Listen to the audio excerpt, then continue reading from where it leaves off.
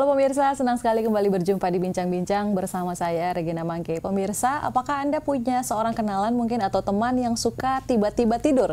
Lagi di kelas, tiba-tiba tidur, lagi nongki, tiba-tiba suka tidur. Bahkan orang bilang, biar mau diri dia boleh tak tidur. Nah ini sebenarnya bukan karena dia malas, tapi mungkin saja bisa karena ada gangguan medis yang serius yang namanya narkolepsi. Nah selengkapnya, apa sih narkolepsi ini? Bagaimana gejala dan kira-kira bagaimana cara pengobatannya? Kita akan langsung bersama para dokter spesialis yang sudah bersama saya kali ini.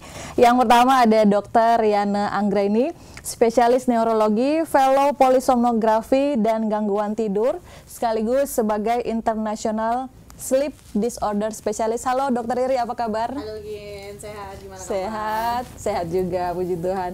Berikutnya ada juga Dr. Eka Yuda Lantang, spesialis anestesi terapi intensif. Ini staf anestesi RS Hermina Manado ya. Halo Dr. Eka, apa Dr. Yuda ini panggilnya? Saya dipanggil Dr. Eka aja. Dr. Eka, oke. Ya. Sehat ya dok? Sehat, luar biasa. Terima kasih sudah mampir di Kawanua TV. Nah kita ini bicara soal tukang tidur berarti ya saat ini. Karena memang belum lama ini diperingati sebagai Hari Narkolepsi Sedunia ya. Nah, kalau di telinga baru juga dengar, kalau epilepsi orang lebih sering dengar ya. Kalau ini narkolepsi apakah ada hubungan sama narkoba mungkin dipikir, padahal mungkin tidak ya, tapi selengkapnya mungkin bisa dijelaskan oleh para dokter sekalian. Narkolepsi ini secara umum apa sebenarnya? Jadi gini, narkolepsi itu adalah penyakit saraf sebenarnya. Jadi penyakit saraf yang sifatnya kronis yang dapat menyebabkan penderitanya tiba-tiba tertidur.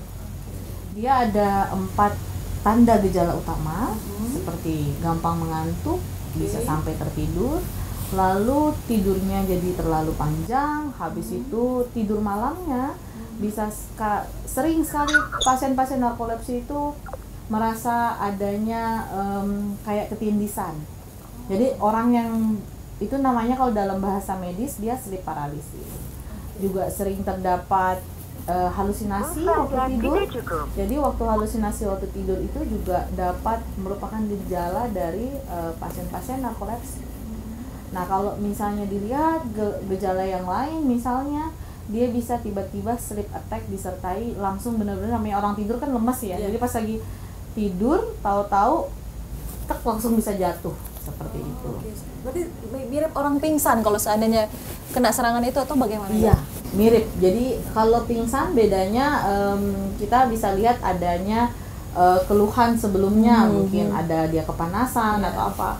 Tapi narkolepsi ini dia sangat berhubungan dengan gejala misalnya sleep attack-nya, misalnya kayak lagi tiba-tiba terlalu senang, tertawa terbahak-bahak, dia bisa tiba-tiba jadi ini betul-betul karena saraf, bukan karena orangnya mungkin kecapean, kurang tidur, atau mungkin ada hubungan dengan penyakit yang lain, misalnya diabetes begitu. Bagaimana Dokter Eka? Ya, mungkin gini ya. Memang tadi seperti yang disampaikan oleh Dr. Riri, memang narkolepsi ini kan kalau dilihat secara satuan terbesar itu adalah merupakan bagian dari gangguan tidur yang kita disebut dengan hipersomnia. Jadi gangguan tidur yang berlebihan. Jadi kan secara umum kan kalau disebut gangguan tidur, ada yang gangguan tidur yang kekurangan tidur, ada gangguan tidur karena berlebihan, dan ada gangguan tidur yang mungkin tidurnya ngorok dan sebagainya.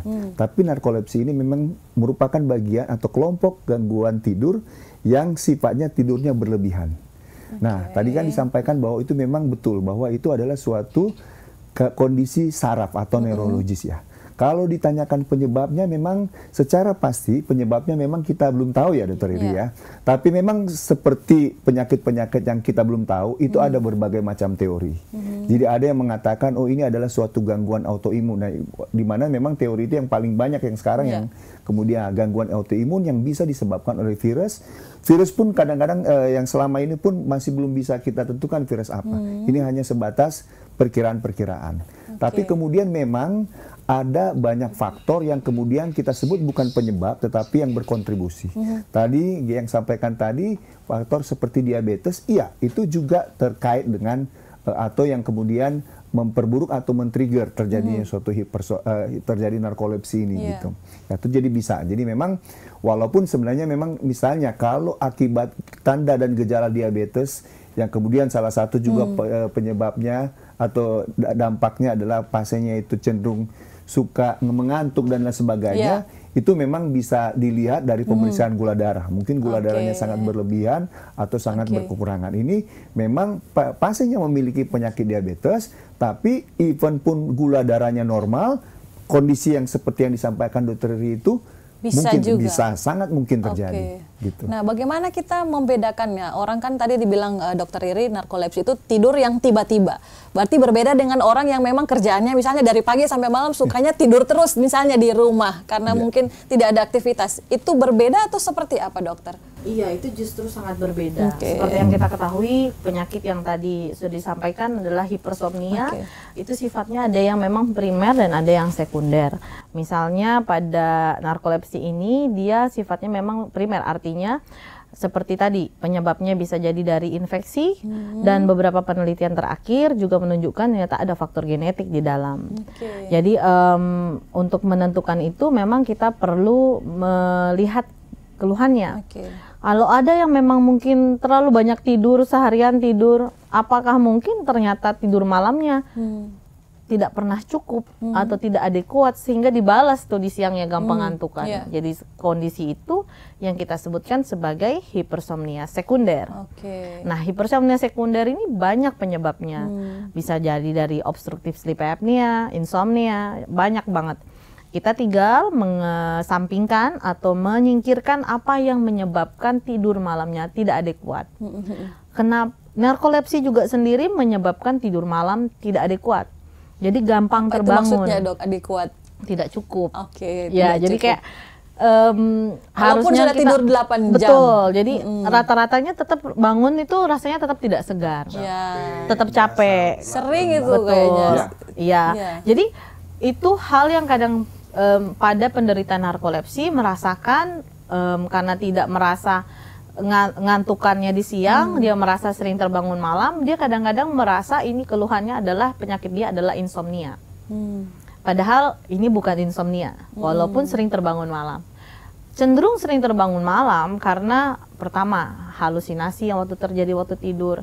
Yang kedua, pada pasien-pasien hipersomnia primer seperti ini, seperti narkolepsi ini, pasien-pasien tersebut memiliki terlalu banyak komposisi tidur yang disebut dengan REM sleep. Jadi artinya rapid eye movement.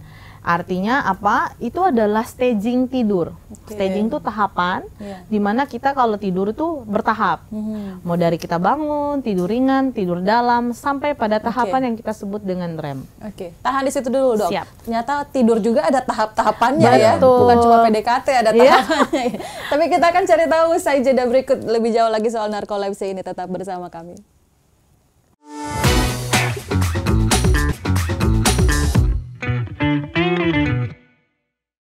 Ya, kembali bersama kami di Bincang-Bincang, masih membahas soal narkolepsi atau serangan tidur mendadak ya. Terakhir tadi dokter menyampaikan bahwa ternyata seseorang itu tidur ada tahapannya juga ya. Itu seperti apa, dokter? Jadi kita kalau tidur itu kan kita nggak perlu butuh apa-apa ya. Kita berbaring ke atas tempat tidur, kita membutuhkan waktu kurang lebih 20 menitan untuk hilang, dalam arti benar-benar kita istirahat. Jadi tahapannya dari kita bangun, kita masuk ke tahapan non-REM 1, tahapan non-REM 2, tahapan non-REM 3, tahapan REM. Non-REM itu artinya non-rapid eye movement.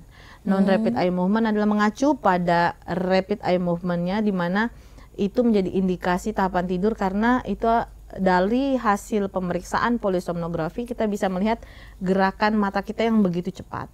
Jadi dia dikategorikan atau dinamakan REM itu dari hasil polisomnografi tersebut.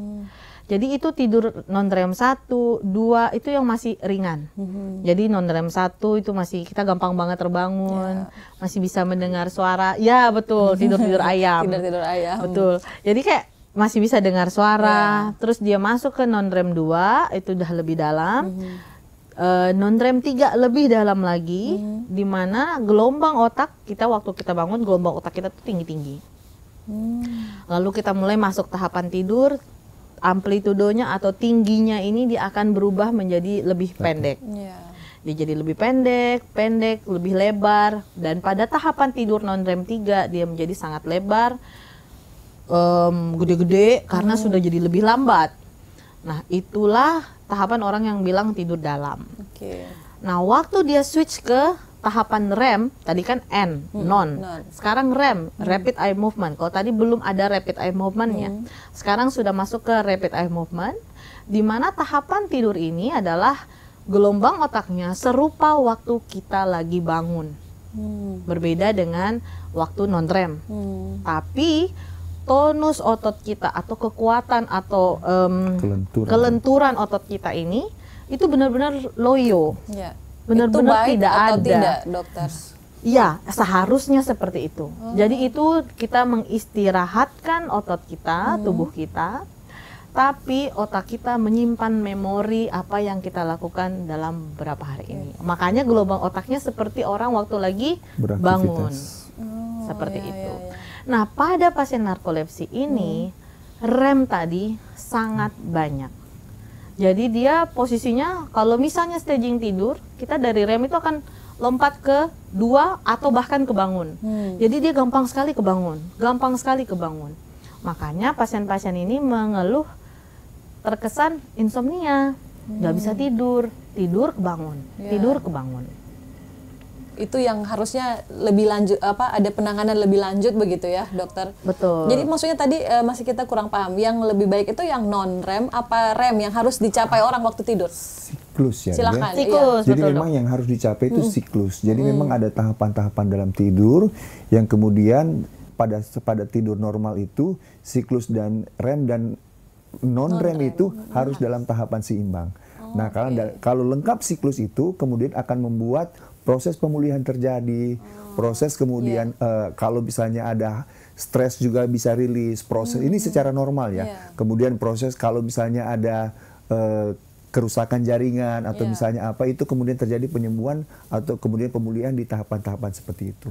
Termasuk energi-energi yang sebelumnya pada hari paginya kita habis kemudian itu dikumpulkan kembali. Nah, apapun yang kemudian mengganggu siklus ini kemudian akan membuat pada pagi harinya kita tidak merasa segar.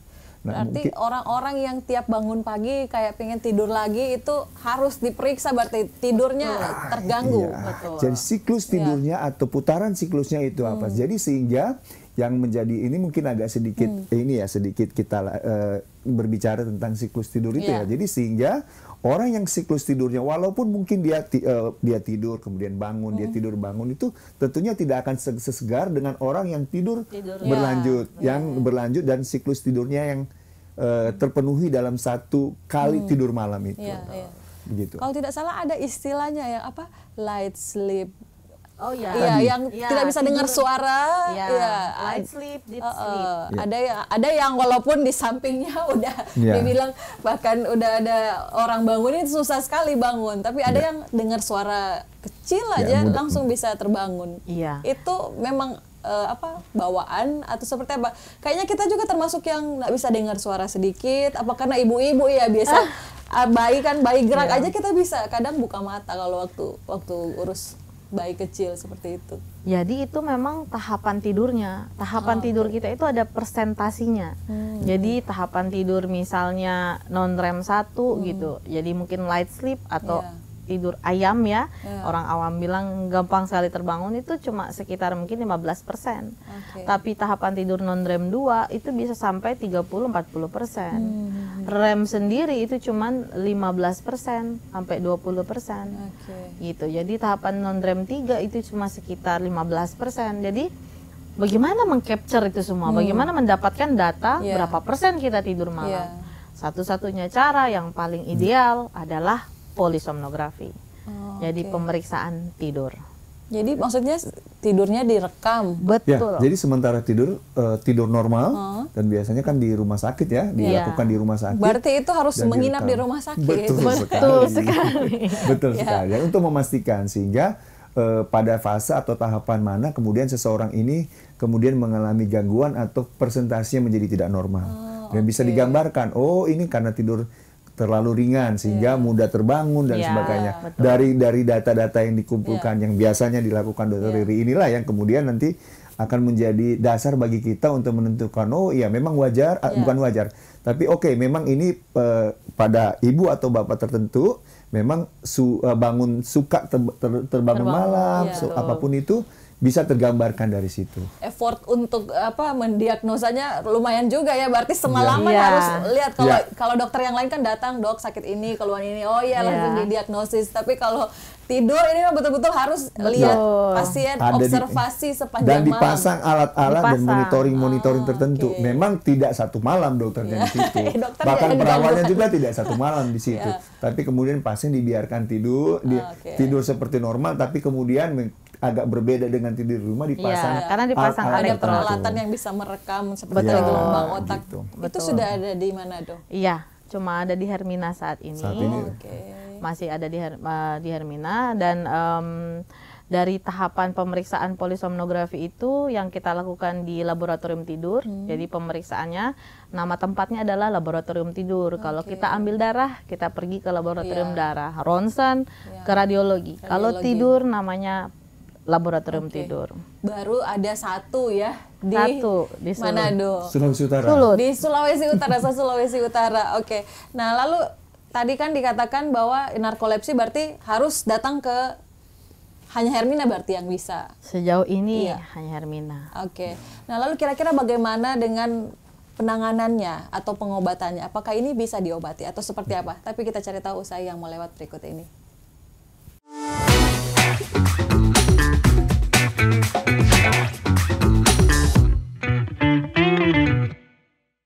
Ya, terima kasih Anda masih bersama kami, masih bersama Dr. Riri dan juga Dr.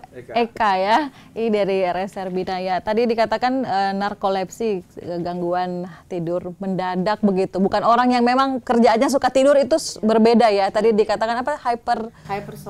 Hypersomnia, kebalikan dari insomnia ya. Iya, betul. Oke. Nah, kalau narkolepsi berarti bisa didiagnosa saat ini. Untuk di Sulawesi Utara sudah ada yang memfasilitasi. Betul. Jadi saat ini sih data kami ada satu pasien di Kota Mobagu, pasien narkolepsi,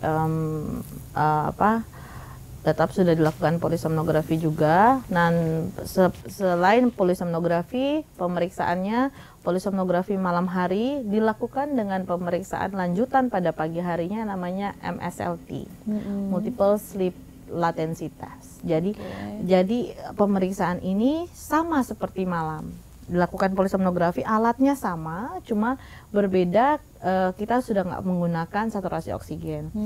Yang perlu diketahui, polisomnografi itu terdiri dari pemeriksaan gelombang otak, airflow atau udara yang masuk ke dalam hidung, lalu EKG, melihat jantung, lalu gerakan otot pernafasan dari otot pernafasan dada dan perut, saturasi oksigen, dan pergerakan di tubuh, tungkai misalnya kaki kanan dan kaki kiri. Untuk menegakkan narkolepsi, menegakkan hipersomnia yang tadi saya bilang, apakah ini narkolepsi atau tidak, primer atau sekunder, polisomnografi harus ditegakkan malam itu juga. Ketika malam itu kita lakukan polisomnografi dan ternyata tidak menemukan gangguan seperti tidak bernafas waktu tidur malam, yaitu pasien-pasien yang sering ngorok, pasiennya kita sebut dengan obstructive sleep apnea patient, terus habis itu tidak terdapat juga periodic limb movement disorder atau penyakit gangguan tidur yang berhubungan dengan gerakan pada kaki pada saat tidur malam. Tapi waktu pasien-pasien narkolepsi kita dapatkan tidur yang tadi saya sampaikan, remnya sangat banyak. Nah, rem yang sangat banyak inilah yang setelah, oh ya nih malam ini kita udah lihat nih rekaman malamnya, ternyata tidak ada obstructive sleep apnea, tidak ada PLMD, memang pasiennya sering terbangun karena remnya terlalu banyak. Paginya langsung dilakukan pemeriksaan lanjutan yang namanya MSLT. Dari MSLT itu kita akan meminta pasien untuk tidur. Jadi ada durasi yang kita akan hitung, waktu pasien berbaring, matikan lampu, tidur, dia masuk ke tahapan tidur berapa menit setelah disuruh matikan lampu, lalu di waktu tidurnya ada rem atau tidak, itu kita hitung untuk menentukan ini diagnosinya narkolepsi atau bukan. Oke. Jadi memang begitu panjang perjalanan Panjang ya, untuk mendiagnosa. observasi. Betul. Tadi dikatakan dibicarakan dari tadi kan ada non-REM, REM, rapid eye movement begitu. Iya. Maksudnya waktu kita tidur mata kita bergerak. Betul. Mungkin Gina pernah lihat anak lagi tidur, Iya. terus matanya gini-gini goyang-goyang. Perhatikan Berkedip-kedip berkedip-kedip, gitu. goyang-goyang Nah, ke itu kanan ke adalah kiri. rapid eye REM movement. movement. Oh. Gitu. Jadi itulah tahapan tidur yang REM. Jadi kalau misalnya kita perhatikan aja kalau anak, mungkin paling gampang anak ya, Iya. karena anak-anak itu remnya cenderung masih banyak dibandingkan orang dewasa. Oke. Jadi anak-anak yang masih umur 2 tahun, 3 tahun itu siklusnya akan lebih panjang. Iya. Karena kita tidur orang dewasa kan siklusnya pendek, anak-anak lebih panjang. Jadi kadang-kadang kita masih bangun ngelihat anak, matanya goyang-goyang, tapi ketutup. Itulah gerakan itu rapid ya. eye movement. Oke, dan itu harusnya seimbang dengan yang tidak bergerak. Jangan kalau dia Ada kebanyakan persentasinya. Iya. Tertekan. Lebih tepatnya ada persentasinya. Iya. Tadi sudah disampaikan non-remnya kan non-rem 1, 2, Iya. 3, 4 dan kemudian masuk rem. Jadi ada persentasinya. Dan Iya. mungkin secara teknis agak sulit dijabarkan tapi ada persentasinya. Kadang orang kan pandang enteng, karena ini kan bicara soal tidur, semua orang juga bisa tidur. Padahal sebenarnya tidur yang berkualitas itu sangat bermanfaat untuk Betul tubuh. sekali. Mungkin Dokter Eka bisa jelaskan seperti apa? Ya, memang untuk mencapai suatu tidur yang berkualitas itu memang tidak hanya dicapai dari jumlah total. Jumlah total artinya kalau saya tidur hari ini jam malam misalnya 4 jam, kemudian saya bangun kemudian tidur lagi, itu bukan ditentukan dari jumlah total. Oke. Atau secara umum berapa sih jumlah normal kita tidur di dalam satu hari. Kita mengatakan 8 jam. Apakah itu tapi tidak cukup ya, Dokter Riri ya. Tapi kemudian kita juga berbicara tentang kapan mulai kita tidur. Artinya mulai jam berapa kita tidur dan kemudian jam berapa kita bangun. Terbaiknya jam berapa? Ya, dan memang sebenarnya kita juga tidak punya tidak punya rekomendasi jam berapa ya. Tetapi kemudian jam tidur dipastikan memang misalnya kalau Anda dalam siklusnya 8 jam 6, tapi keteraturan yang paling penting. Jadi yang menjadi faktor yang paling penting selanjutnya adalah Anda harus melakukan tidur itu teratur di tiap hari. Secara normatif harus seperti itu. Jadi siklus tidur teratur itu yang paling penting. Nah, memang berarti jam tidurnya jam berapa? Ya, harus di-setting secara teratur by default. Walaupun memang kita harus mengakui ya, tentunya kadang-kadang kita nggak bisa secara ideal seperti itu ya. Tapi kemudian kalau dicari titik idealnya seperti itu. Jadi kalau berbicara tentang kualitas tidur yang baik, tidak hanya ditentukan oleh tadi total, tetapi kemudian apakah teratur waktu tidur atau tidak, dan yang menjadi paling penting adalah kualitas daripada tidur. Tadi seperti yang Dr. Riri katakan, apakah tidurnya ngorok misalnya, OSA yang kita disebut tadi ya, obstructive sleep apnea. Walaupun kita tidur lebih daripada 8 jam atau 8 jam atau kemudian, tetapi kemudian terjadi sumbatan di jalan napas pada waktu kita tidur, bangun pun kita tidak akan berkualitas. Atau tadi yang disebut ada narkolepsi tadi, pada pagi hari, siang hari kita udah tidur, tapi malam harinya karena kita punya kelainan yang disebut dengan narkolepsi tadi, tentunya kita tidak akan mendapatkan kualitas tidur yang kita harapkan seperti yang harusnya kita dapatkan gitu. Jadi memang pada prinsipnya untuk mencapai siklus tidur yang baik, ada banyak yang harus kita lakukan. Gitu. Berarti belum tentu orang yang tidur sehari 8 jam juga tidurnya berkualitas ya. Tapi betul-betul harus dicek lebih dalam lagi ya. Betul. Iya, tadi dikatakan bahkan yang ngorok itu ternyata berarti gangguan. Penyakit luar biasa itu. Penyakit. Penyakit. Jadi penyakit yang tadi obstructive sleep apnea tersebut. Jadi artinya tadi Dr. Eka sudah bilang keteraturan. Jadi jamnya bangun dan jam tidur itu harus sama, teratur setiap hari. Cuman misalnya nih jam 8 saya bangun dok, saya tidur jam 10, saya bangun jam 6 dok, setiap hari udah teratur. Tapi di sela-sela itu ternyata sering terbangun kencing, sering terbangun batuk, sering terbangun nggak rasa nyaman. Tetap siklus yang harusnya terjadi tadi, saya bilang non-rem 1, 2, 3 rem, harusnya terjadi dalam satu siklus yang berturut-turut. Jadi dia ada siklus, namanya siklus berarti dia berputar. Dia berturut-turut, berurutan itu yang harusnya terjadi. Akhirnya dia kelompat. Jadi harusnya dia bisa jatuh masuk ke non-rem 3, tapi karena ada ngorok, kebangun, balik lagi dia dari non-rem 1. Lompat jadi non-rem 3-nya nggak ada. Akhirnya mengurangi porsi dari non REM 1, 2, 3 maupun REM itu sendiri. Oke. Jadi perubahan dari porsi dari arsitektur tidur itu yang salah satu menjadi indikasi ini penyakitnya apa sih, gitu. Orang dengan tidur yang tidak berkualitas seperti itu, ini bicara soal tidur, walaupun tidurnya lama, tapi tidak berkualitas. Apakah itu dapat berpengaruh ke kesehatannya jangka panjang? Iya. Tapi kita cari tahu usaha yang mau lewat berikut ini.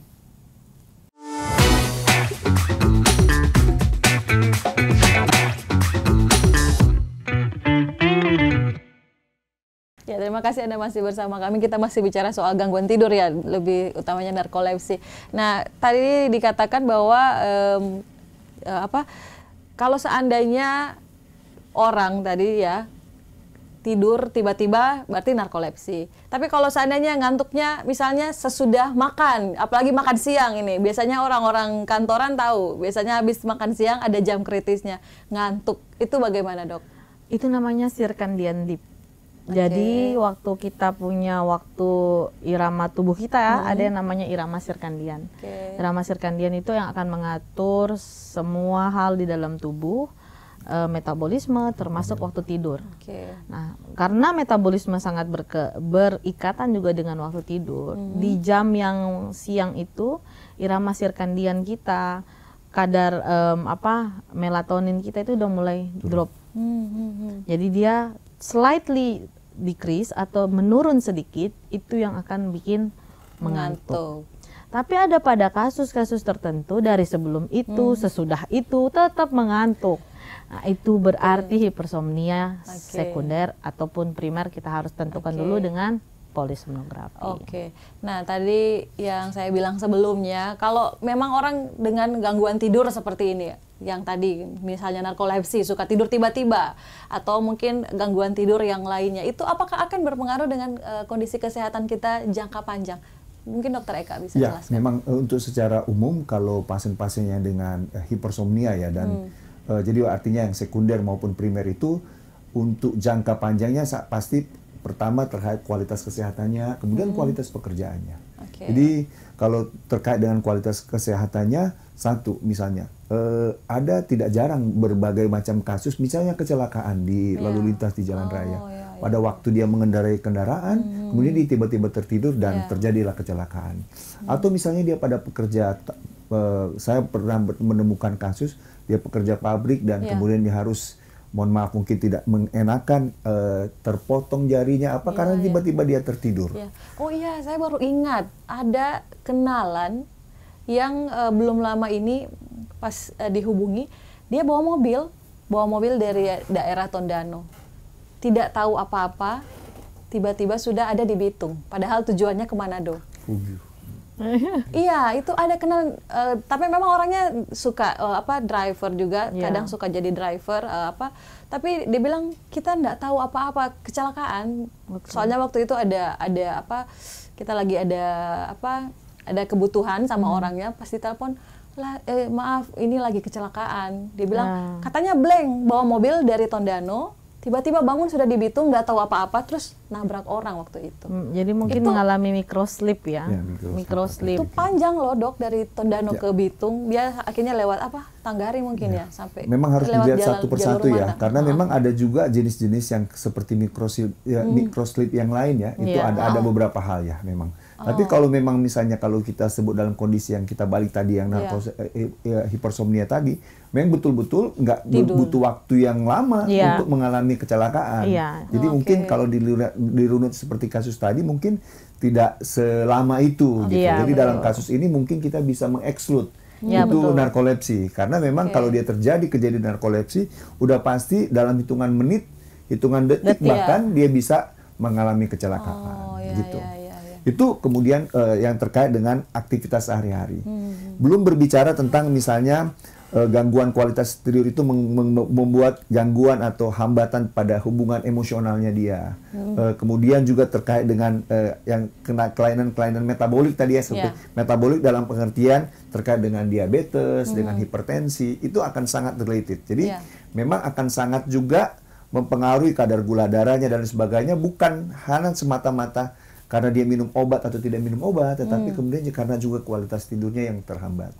Kemudian juga Mungkin sangat berkaitan juga dengan apalagi kasus-kasus ini kan tidak jarang berhubungan dengan kegemukan ya, obesitas ya. Okay. Jadi memang saling berkaitan erat juga. Nah, tentunya penyakit atau gangguan yang diakibatkan oleh obesitas juga melekat pada pasien-pasien seperti ini.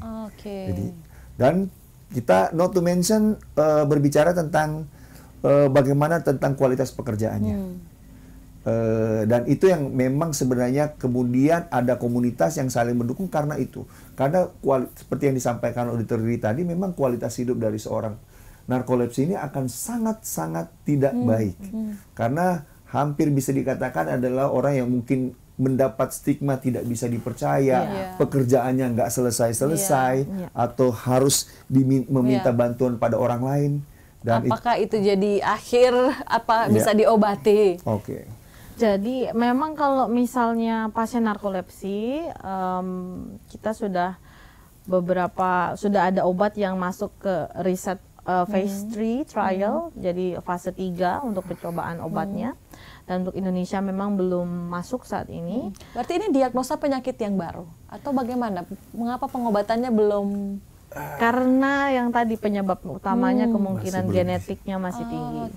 Jadi pengobatannya hanya bersifat simptomatis. Jadi untuk mengurangi katapleksinya kita bisa memberikan obat khusus namanya antidepresan. Untuk mengurangi ngantuknya kita memberikan stimulan. Seperti itu. Cuman itu baru simptomatisnya.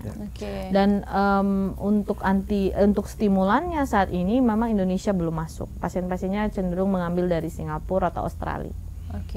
Begitu. Dan itu Dr. Riri sangat bergantung juga derajatnya ya. Betul. Jadi memang ada kebutuhan-kebutuhan pasien-pasien tertentu yang memang harus sampai pada pengobatan yang cukup tadi ya cukup mahal, dan kadang-kadang obat-obatnya nggak ada di sini. Memang satu tahapan itu ada sampai kebutuhan pasien-pasien yang harus sampai seperti itu. Tapi kemudian tadi seperti yang disampaikan, apakah narkolepsi ini bisa sembuh? Kalau jawabannya adalah sama sekali tidak bisa sembuh sampai nol. Betul. Tidak bisa sampai nol. Jadi sama seperti orang kena diabetes, seumur hidup dia akan berderita diabetes, tapi kita bisa kemudian mengurangi resiko-resiko. Jadi sama persis kayak ini. Jadi memang pada kasus-kasus narkolepsi, tanda kutip good news-nya, ada banyak hal yang kita bisa melakukan modifikasi gaya hidup ya, Dr. Riri ya. Tentunya gaya hidup atau lifestyle yang secara normatif untuk seluruh jenis pencegahan penyakit itu bisa diterapkan. Bisa diterapkan, tapi Sangat pengobatannya harus terus-menerus, continue. Betul. Ya, karena misalnya seperti olahraga, ya olahraga silakan, olahraga yang apa? Karena itu juga cukup bisa mengurangi gejala, karena dengan olahraga kita akan memacu atau menstimulasi darah, sehingga kemudian fase-fase dia untuk tertidur itu juga mungkin bisa dia. Tentunya pemilihan olahraganya juga harus kemudian hati. Tentunya tidak mungkin dia misalnya olahraga balap atau olahraga sepeda dan sebagainya. Tapi kalau dia lari, jalan mungkin sangat memungkinkan. Kemudian yang kedua tentunya ya modifikasi, misalnya terkait dengan berat badan ya. Berat badan itu ya memang tidak bisa dihindarkan. Menurunkan berat badan itu adalah suatu keniscayaan pada hampir setiap kondisi penyakit yang saat ini kita kenal. Berarti tidak ada orang gode yang sehat ya. Ini berat badan itu berhubungan juga dengan kondisi banyak hal yang terkait mengganggu kesehatan. Kira-kira ada makanan juga kah yang dapat mengurangi narkolepsi atau gangguan ini? Menarik sekali. Kalau berbicara, dulu, dokter. Dijawab usai yang melewat berikut.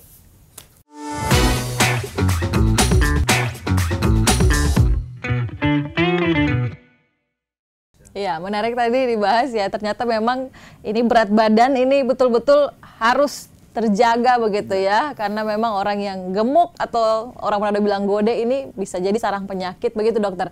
Ada makanan-makanan tertentu kah yang bisa membantu supaya kualitas tidur kita makin baik? Untuk narkolepsi sendiri ya. Untuk narkolepsi sendiri memang ada anjuran-anjuran ya. Mungkin terkait dengan ada beberapa kepustakaan yang saya baca. Salah satu anjuran makanan yang bisa diberikan kepada pasien-pasien atau penderita narkolepsi ini ada kacang-kacangan, BIM ya. Jadi mungkin kita juga kan dia menyebutkan BIM, atau kalau misalnya kalau teman-temannya akrab dengan dunia diet Mediterranean. Diet Mediterranean itu kalau misalnya kita suka browsing dan diet, itu diet yang berbasis pada kacang-kacangan dan umbi-umbian. Jadi memang itu, jadi segala jenis kacang dan sebagainya itu cukup bisa membantu untuk mengurangi gejalanya. Terus kemudian ada hal yang juga menarik di sini. Ada yang walaupun dalam evidence level ya, di dalam kedokteran itu ada namanya bukti-bukti evidence level ya. Ada yang masih menganjurkan kopi ya, untuk mengkonsumsi kopi secara normal. Ya, ada teman yang minum kopi mau ngantuk malah. Nggak tahu. Tapi kalau dengan minum kopi dia, dan memang misalnya pemilihan kadar kafeinnya yang kemudian bisa membantu. Jadi memang disampaikan tidak semua jenis kopi yang kemudian bisa menjadi membantu untuk penderita narkolepsi ini. Ini. Tentunya kan ada halnya, misalnya kopi yang kasaman terlalu tinggi juga kalau dia penderita sakit mah juga kan tentu kan tidak disarankan untuk terlalu banyak ya. Ya, semua juga mungkin pada porsinya ya. Mungkin kacang-kacangan juga kalau berlebihan tahu-tahu asam uratnya yang naik. Betul sekali. Nah, Dokter Riri ini kan, Dokter Riri dan juga Dokter Eka ini masuk dalam Perdoktin ya. Perdoktin mungkin bisa dijelaskan lebih lanjut oleh Dokter Riri. Perdoktin itu Perkumpulan Dokter Tidur Indonesia. Kami ada perkumpulan perkumpulan yang isinya Perkumpulan Dokter Tidur Indonesia. Ini bukan konotasi negatif ya. bukan tukang tidur ya. Tapi kami adalah kumpulan dokter multidisiplin ilmu. Jadi artinya dia di dalam ada dokter saraf, anestesi, penyakit dalam, paru, THT, psikiatri, anak, dokter jantung, ada dokter gigi juga. Ada juga ada dokter gigi. Kami organisasi keseminatan ini sudah langsung di bawah ID. Jadi kami adalah dokter-dokter yang fokus di sleep disorder atau gangguan tidur, yang berminat dan mendalami itu. Karena yang kita ketahui ya, namanya sleep disorder, penyakit gangguan tidur itu totalnya ada 86 penyakit. Jadi 86 penyakit ini sangat bersinggungan dengan masing-masing kami ini. Jadi misalnya mungkin narkolepsi, saya saraf, terus ada insomnia bisa psikiatri, ngorok, obstructive sleep apnea, anestesi bisa berperan karena itu penting sekali buat anestesi untuk menilai preoperasi. Terus habis itu THT berperan, semuanya bisa sambil memegang dalam satu jenis penyakit. Jadi itulah kami membentuk wadah yang isinya dokter-dokter yang ingin mempelajari tentang sleep, termasuk GP atau dokter umum. Karena founder kami juga selain dokter saraf, beliau juga dokter umum.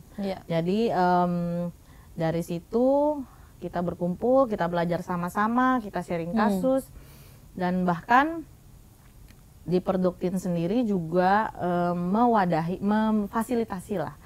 Kalau misalnya ada penderita-penderita narkolepsi, karena mereka akan kita punya perkumpulan sendiri untuk pasien-pasien narkolepsi, untuk saling support, saling topang, karena narkolepsi juga cukup merisaukan ya buat seorang pribadi yang menderita narkolepsi.